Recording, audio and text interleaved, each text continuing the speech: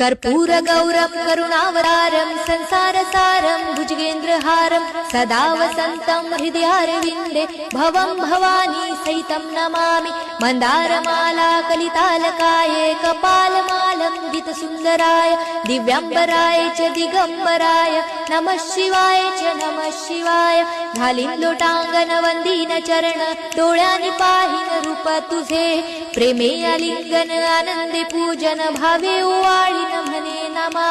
त्वमेव माता पिता त्वमेव बंधु सखा त्वमेव विद्या द्रविणं त्वमेव सर्वं मम देव कायेन वाचा मनसेन्द्रियर्वा बुद्ध्यात्मना वा प्रकृति स्वभावात् करोमि यज्ञं सकलं परस्मै नारायणायति समर्पयामि।